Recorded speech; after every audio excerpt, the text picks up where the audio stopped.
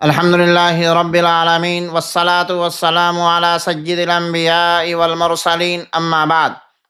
میرے محترم بھائی اور عزیز دوستو، آج ہم ایک ایسی عظیم حدیث پر گفتگو کرنے جا رہے ہیں جو قیامت کے سب سے ہولناک دن کی سب سے بڑی خوشخبری سناتی ہے۔ وہ دن جس میں نہ سایہ ہوگا، نہ ٹھنڈک، نہ کوئی سہارا سوائے اس کے جسے اللہ تعالیٰ اپنے عرش کے سائے میں جگہ دے دے۔ نبی کریم صلی اللہ علیہ وسلم نے فرمایا، سبعۃ یظلھم اللہ فی ظلہ یوم لا ظل الا ظلہ، امام عادل۔ 7 لوگ وہ ہوں گے جنہیں اللہ اپنے عرش کے سائے میں جگہ دے گا جس دن اس کے سائے کے علاوہ کوئی سایہ نہ ہوگا۔ ان میں سے سب سے پہلا شخص عادل حکمراں ہے، یعنی وہ لیڈر، وہ سربراہ، وہ ذمہ دار شخص جو انصاف کرے، خواہ گھر کا ذمہ دار ہو، تنظیم یا ادارے کا امیر ہو، مدرسے کا محتمم ہو، محلے کا ذمہ دار ہو یا پوری ریاست کا حکمراں، سب اس دائرے میں آتے ہیں۔ میرے عزیزو، بات صرف بادشاہوں کی نہیں، ہر اس شخص کی ہے جس کے ہاتھ میں کسی بھی درجے کی طاقت اور اختیار دیا گیا ہے۔ حدیث کا پس منظر عدل کیوں؟ اس حدیث کا پہلا مقام عادل حکمراں سے شروع ہونا بتاتا ہے۔ عدل کسی قوم کی سب سے بڑی بنیاد ہے۔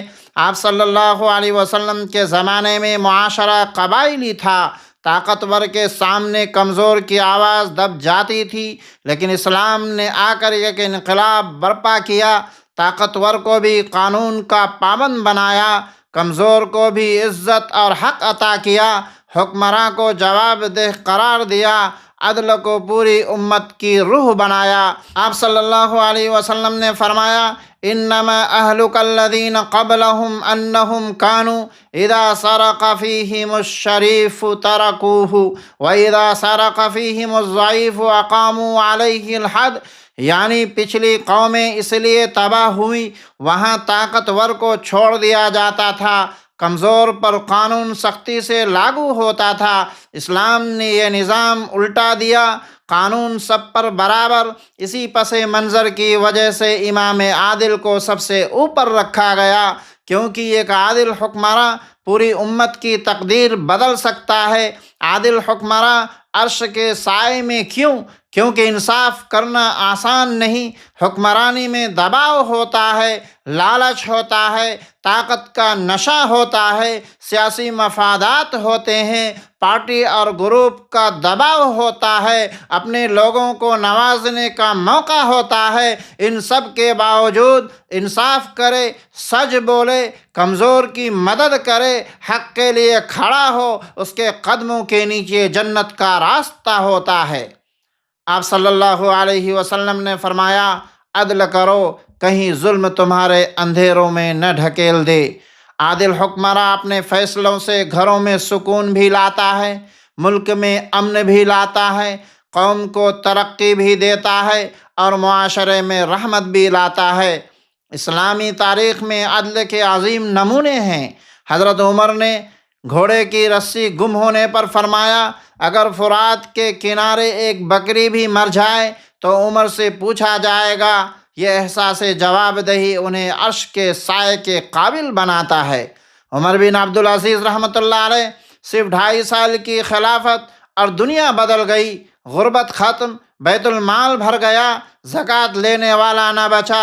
علی رضی اللہ تعالیٰ عنہ کا فیصلہ، ایک یہودی کے ساتھ عدالت میں مقدمہ پیش ہوا، قاضی نے ان سے کہا، یا ابا الحسن، علی نے فرمایا، یہ مجھے خصوصی لقب نہ دیں، عدالت میں سب برابر ہیں، جب حکمراں عدالت میں کمزور کے برابر کھڑے ہوں، یہی عدل ہے۔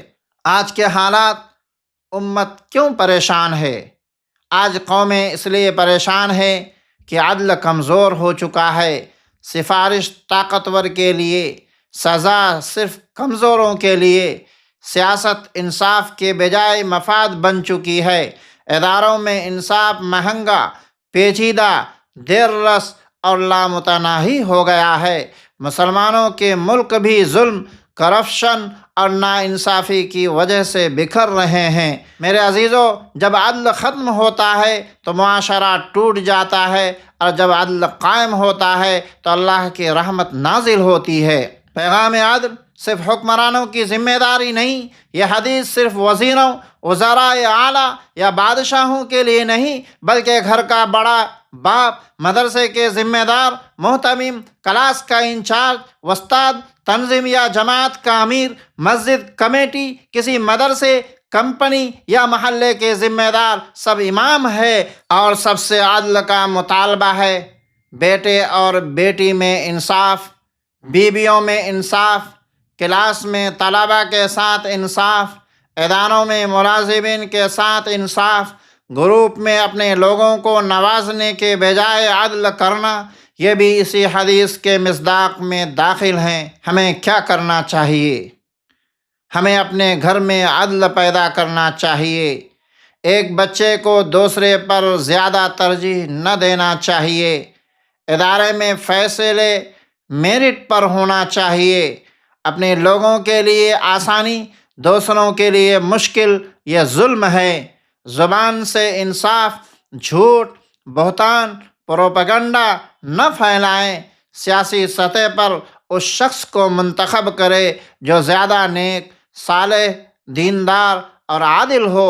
ہر فیصلہ اللہ کی خوشنودی کے لیے، آپ کا ہر فیصلہ آپ کے اختیار کا امتحان ہے۔ عرش کا سایہ ہم بھی پا سکتے ہیں۔ میرے محترم بھائیو، عرش کا سایہ چھوٹا مقام نہیں، وہ امت کے خاص لوگوں کے لیے ہے، لیکن اس حدیث نے راستہ کھول دیا۔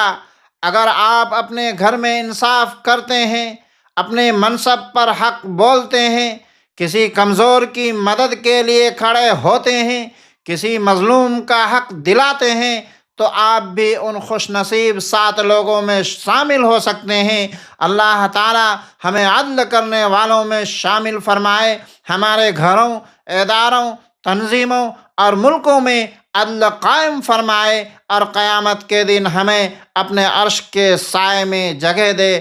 آمین یا رب العالمین۔ والسلام علیکم ورحمۃ اللہ وبرکاتہ۔